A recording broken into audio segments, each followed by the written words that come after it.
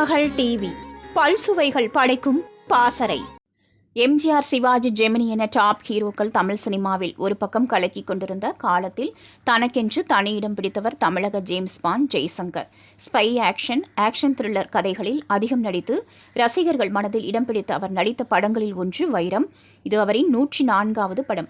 ஹிந்தியில் அசோக் குமார், சாய்ரா பானு நடித்து வெற்றி பெற்ற விக்டோரியா நம்பர் 203 என்ற படத்தின் ரீமேக். ஹிந்தியில் சாய்ரா பானு நடித்த வேடத்தில் ஜெயலலிதா நடித்தார்.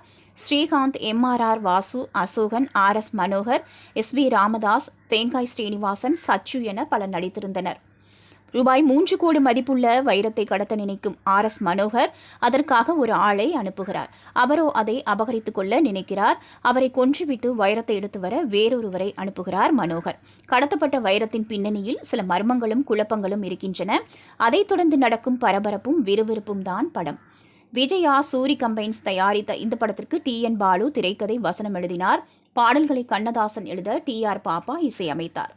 அமிர்தம் ஒளிப்பதிவு செய்தார். TR ராமண்ணா இயக்கிய இந்த படத்தில் கிளாமர் அதிகம் இருப்பதாக அப்போதே பேசப்பட்டது. இரவு முழுவதும் விருந்து வைக்கின்றேன், பார்த்தேன் ஒரு அழகி, தானா கிடைச்சதையா ஆகிய பாடல்கள் இடம்பெற்றன.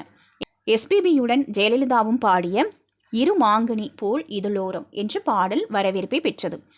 தனது தந்தை சிறைக்கு செல்ல ஸ்ரீகாந்த் தான் காரணம் என்பதை அறியும் ஜெயலலிதா அவரை சிக்க வைப்பதற்காக குறைந்த உடை அணிந்தபடி பாட்டு பாடி மயக்க முயல்வார்.